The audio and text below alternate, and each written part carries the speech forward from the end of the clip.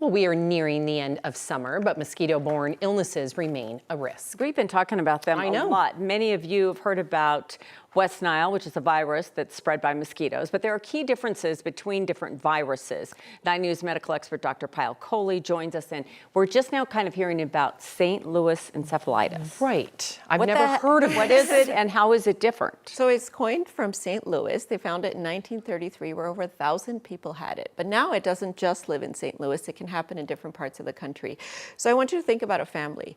And if west-nile-virus is one of the siblings, St. Louis encephalitis is another sibling, and Zika is another sibling. So they're all sort of related to each other, have similar symptoms, but I would say that the St. Louis encephalitis is the shy sibling because it's very rare.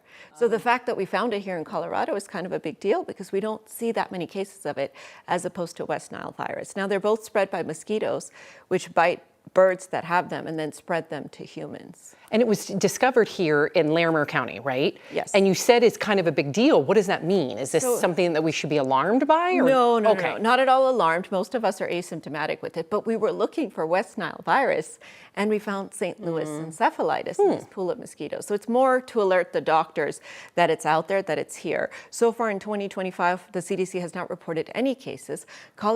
Any human cases. Colorado has not reported any human cases since 2003. So the fact that it's here now suggests that we could be at risk for it because we're right in the peak season and when those mosquitoes are still biting. Now the good news is humans are dead-end hosts, which means if a mosquito comes and bites us, we get infected. We don't make enough virus copies to actually infect another mosquito or to spread it to another human. So it just kind of dies off with us.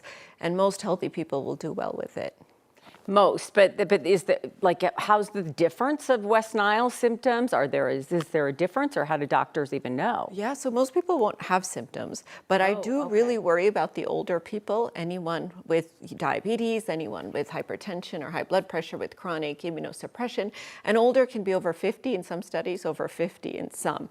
Because if you look at 100 people that get infected with this, most won't have symptoms. Some people will have mild symptoms of fever, muscle aches, and just feeling tired, but 5 to 20 out of 100 could have life-threatening symptoms, brain swelling, encephalitis, seizures, coma, permanent disability, and of those 5 to 20, some people will actually die from it. So the fact that this here, the fact that it's something we don't really have a vaccine for, we don't have a treatment for, we really have to make sure we're working on prevention. So talk to us about prevention though, because I know that it's a small percentage, as you just stated, but it is scary to hear that some people could get really sick or they could die. It is, especially now that we found mosquitoes that are harboring it. So you cannot be too safe around those mosquitoes. You have to cover up and you have to make sure that you're using those mosquito repellents with DEET in them.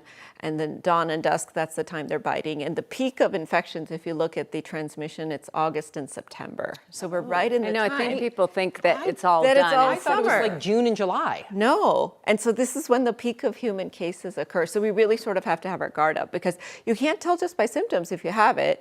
And you could potentially have it and have a serious complication from it. And if you end up having it and the doctor is concerned, they may have to do blood tests. They may even have to do a spinal tap to look for antibodies in your fluid, your cerebrospinal fluid. So you have to make sure for the next couple of months, we're still working on those mosquito repellents. I know, Sam, you have that nice candle in your backyard. So still like that. Does it work? It works. Okay, good. Thank you, Doctor. Probably not if you walk really far away. What if I walk with the candle, Dr. How about you wear long sleeves and then put the candle on just for ambiance? Yeah, it's chillier now in the evening, so I can wear long sleeves. So that's good advice. I'm glad we're talking about this. Yes, and if you get bitten by a mosquito and you do have some non-specific symptoms, like a week to 2 weeks later, just talk to your doctor and see if it makes sense to have a blood test. Yeah, I'm glad we sorted all that out. Me We had too. not heard of this, No. so it's a big deal. Thank you, Dr. Kohli. Thank you.